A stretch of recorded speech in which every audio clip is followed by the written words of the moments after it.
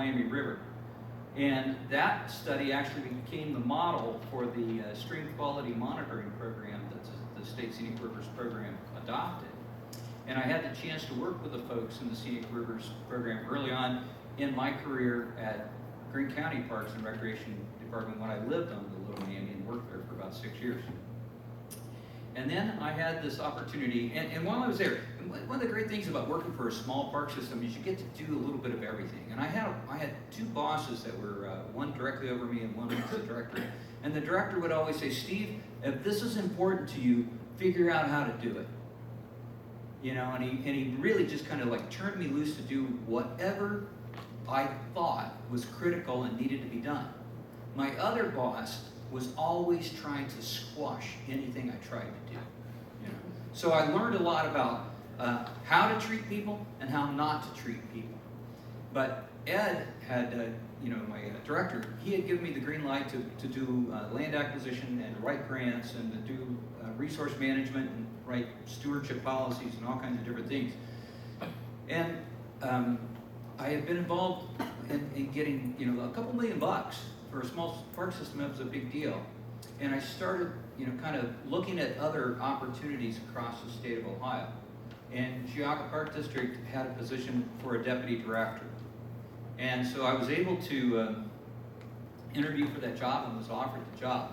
Now, Don Meyer, who the Meyer Center is named after, he interviewed me, and Don knew that he was dying of cancer. Now, I didn't know that. And when I was offered the job, he told me that. So he was basically picking me to be a successor for a while, which was a pretty humbling thing for a 28, 29-year-old guy. And Don died 2 weeks before I was supposed to start work. Okay. And so that was a pretty big deal. Now, for those of you who are familiar with the Geauga Park District at that time, our office, our administrative office, was in a house trailer on Robinson Road. Okay. So Robinson Road was a dirt road at the time. Dan Best had just started working there. Heidi Curtin was the chief naturalist at the time. And we had just passed a levee, and we had some money to work with. We were trying to buy a piece of property at Kelso Lake. We had actually bought it, but we were hung up on getting our reimbursement back from the federal government with some grants. And I was very familiar with that program. So, I was able to come in and get that money released. But I learned a lot of things in Geauga County. And I always had a real dear spot in my heart.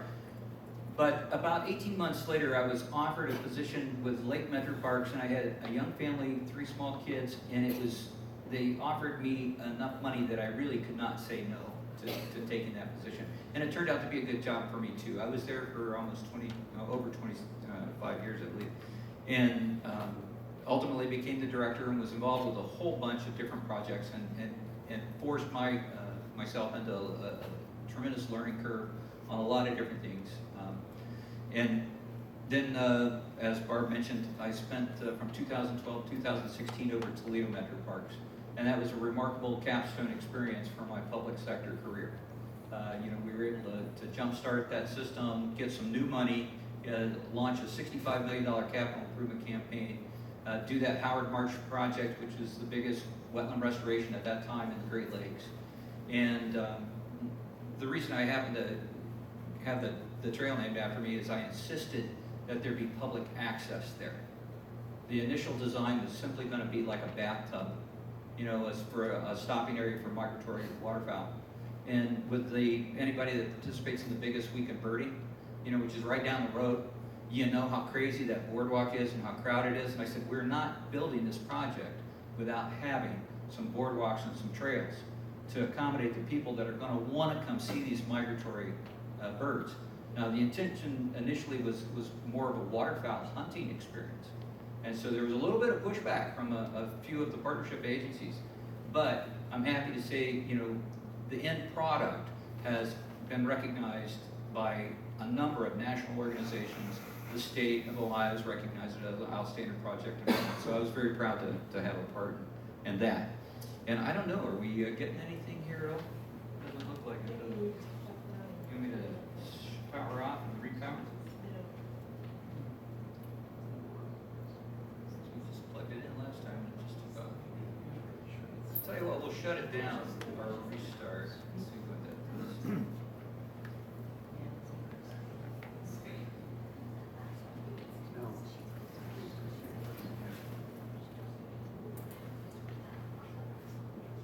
And if not, I can talk through this program.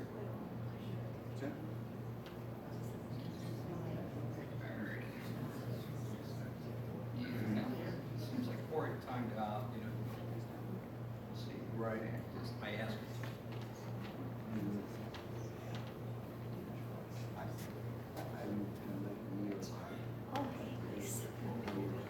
Yeah, right.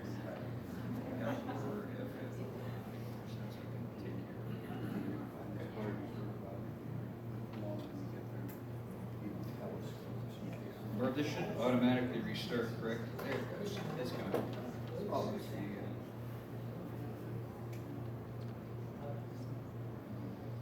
Someone try to shut it down. we just did.